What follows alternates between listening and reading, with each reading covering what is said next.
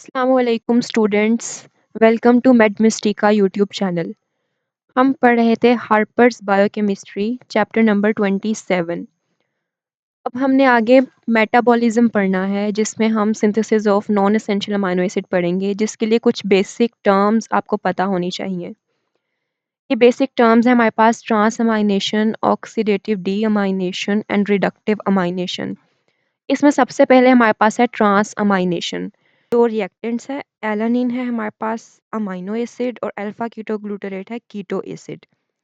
जब amino acid keto acid के साथ रिएक्ट करता है तो अपना अमाइनो ग्रुप इसको दे देता है, और जो कीटो एसिड है वो अमाइनो ग्रुप एक्सेप्ट करने के बाद खुद बन जाता है एक अमाइनो एसिड। तो अब alpha ketoglutarate amino group accept करने के बाद बन गया है ग्लूटामेट, और जिस अमाइनो एसिड ने अपना ग्रुप डोनेट किया हो, अपना अमाइनो ग्रुप, वो डोनेट करने के बाद खुद बन जाता है कीटो एसिड। ये आ गया जी पायरुवेट। यानी अमाइनो एसिड और कीटो एसिड में अमाइनो ग्रुप का ट्रांसफ़र है, और इसके बाद अमाइनो एसिड बन जाता है कीटो एसिड, और जो कीटो एसिड है वो बन जाता है अमाइनो एसिड। अब ये जो दो रिएक्शंस हमारे पास हैं, ये भी और ये भी, ये दोनों जो हैं वो रिवर्सिबल हैं। यानी अगर ये दो रिएक्टेंट्स हो हमारे पास तो ये दो प्रोडक्ट्स होंगे। सिमिलरली अगर ये दो रिएक्टेंट्स हो जाएं तो ये दो प्रोडक्ट्स हो जाएंगे, और इस रिएक्शन को चलाने के लिए एंजाइम चाहिए ALT, एलानिन ट्रांस अमाइनेज, और एक कोफैक्टर चाहिए जो है PLP, pyridoxal phosphate. Transamination की एक और एग्जांपल पढ़ लेते हैं। ये है हमारे पास oxaloacetate 4 carbon keto acid, और ये है हमारे पास ग्लूटामेट। जब ऑक्सैलो एसीटेट, ये कीटो एसिड है, ग्लूटामेट के साथ रिएक्ट करेगा तो ये ग्लूटामेट जो है अपना अमाइनो ग्रुप इसको दे देगा, और ये oxaloacetate amino group accept करने के बाद खुद बन जाएगा एक अमाइनो एसिड।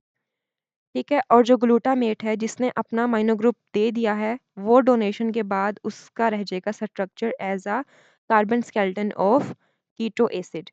यहाँ भी जो अमाइनो एसिड और कीटो एसिड के दरमियान अमाइनो ग्रुप का ट्रांसफ़र है, जिसके बाद अमाइनो एसिड कीटो एसिड बन जाता है, और जो कीटो एसिड है वो अमाइनो एसिड बन जाता है। सिंपल। एंजाइम जो इस रिएक्शन का है वो है AST, एस्पार्टेट ट्रांस अमाइनेज, और जो कोफैक्टर है वो है PLP। अब ये जो AST और ये जो ALT है, ये दोनों जो एंजाइम्स हैं हमारे, ये क्लिनिकली बहुत इंपॉर्टेंट हैं। लिवर फंक्शन टेस्ट में यूज़ होते हैं। हेपेटाइटिस, जॉन्डिस वगैरह, इन्हीं दो से हम पता लगाते हैं। और भी बहुत ज़्यादा टेस्ट होते हैं उनके लिए, लेकिन लिवर फंक्शन टेस्ट मेन होते हैं। नेक्स्ट है ऑक्सीडेटिव डीअमाइनेशन। इसके नाम से पता चल रहा है कि ऑक्सीडेशन हो रही है और साथ अमाइनो ग्रुप रिमूव हो रहा है।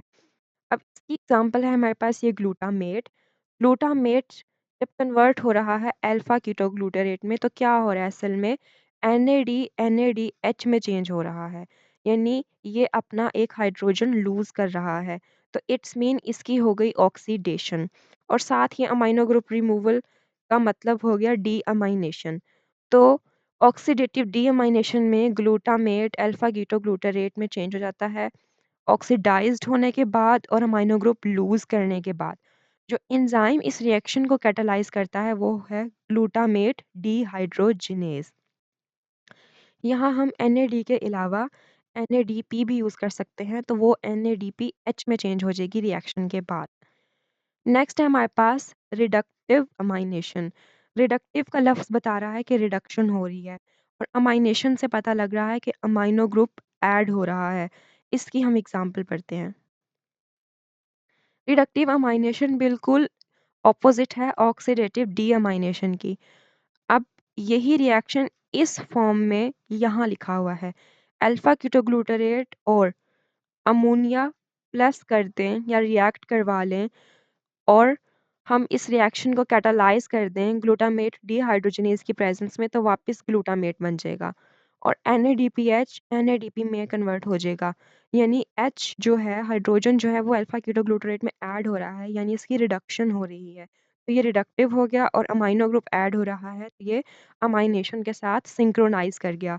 यही चीज़ यहाँ लिखी हुई है कि अल्फा कीटोग्लूटारेट अमोनिया और NADPH की प्रेजेंस में जब रिएक्ट करता है, तो हमारे पास ये कन्वर्ट हो जाता है ग्लूटामेट में और NADPH कन्वर्ट हो जाते हैं NADP में। जो रिएक्शन है वो ग्लूटामेट डिहाइड्रोजिनेज कैटालाइज करता है। उम्मीद है कि आपको ये समझ आई गई होगी। अब मैं एक दफ़ा और बता देती हूँ सिंपल अल्फाज में। अमाइनो ट्रांसफेरेजेस में ट्रांसफर ऑफ अमाइनो ग्रुप है between alpha amino acid and keto acid. और ऑक्सीडेटिव डीअमाइनेशन में ऑक्सीडेशन और डीअमाइनेशन है। रिडक्टिव अमाइनेशन में रिडक्शन और अमाइनेशन है। तो हम पढ़ते हैं सिंथेसिस। सबसे पहले ग्लूटामेट की सिंथेसिस।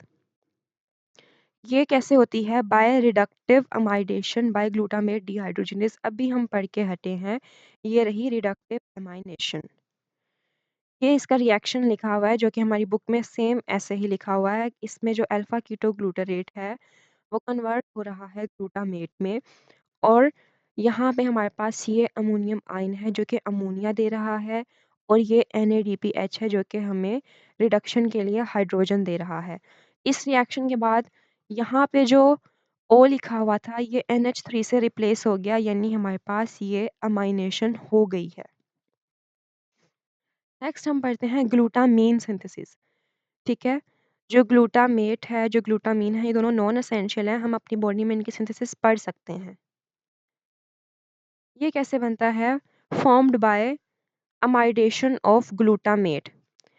अच्छा, ग्लूटामेट बना था अल्फा कीटोग्लूटारेट की अमाइडेशन से। अब ग्लूटामेट की आगे अमाइडेशन हो जाए तो हमारे पास बन जाएगा ग्लूटामीन।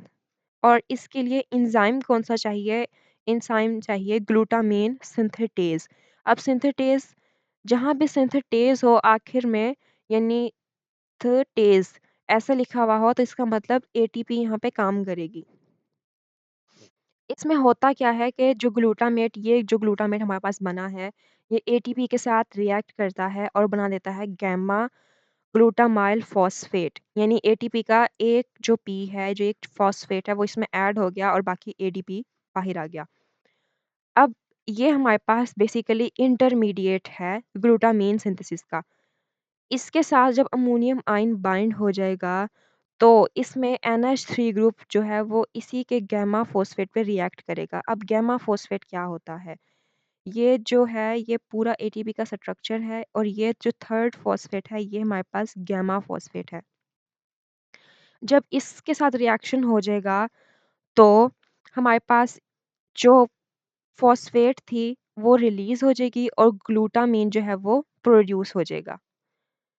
यानी ये हमारे पास इंटरमीडिएट है जो आया है ग्लूटामेट की और ये ATP की आपस में रिएक्शन के साथ ये बन गया। फिर इसमें ये वाला जो ग्रुप है ये रिएक्ट करता है गैमा ग्लूटामाइल फॉस्फेट पे। तो ये वाला जो फॉस्फेट है ये रिलीज हो जाता है और जो ये ग्लूटामीन है ये सिंथेसाइज हो जाता है। अब ग्लूटामेट में यहाँ अमाइनो ग्रुप नहीं है, लेकिन इस रिएक्शन के बाद, इसके ऐड होने के बाद, इससे अमाइनो ग्रुप लेने के बाद यहाँ अमाइनो ग्रुप आ गया है और ये हमारी कंप्लीट हो गई है ग्लूटामीन की सिंथेसिस। इसमें ATP कन्वर्ट हो रहा है ADP पे और फॉस्फेट में। जो ग्लूटामीन है ये हमारे पास काफ़ी ज़्यादा ज़रूरी है नाइट्रोजन के ट्रांसपोर्ट के लिए, डिटॉक्सिफिकेशन के लिए, प्रोटीन मेटाबॉलिज्म के लिए। ग्लूटामेट नेक्स्ट हम पढ़ेंगे यूरिया साइकिल, उसमें यही जो है हमें नाइट्रोजन ला के देता है बॉडी के नाइट्रोजन बैलेंस को मेंटेन करने के लिए। उस नाइट्रोजन से फिर हम यूरिया बनाते हैं और वो एक्सक्रीट कर देते हैं। तो ये पढ़ ली हमने ग्लूटामेट और ग्लूटामीन की सिंथेसिस।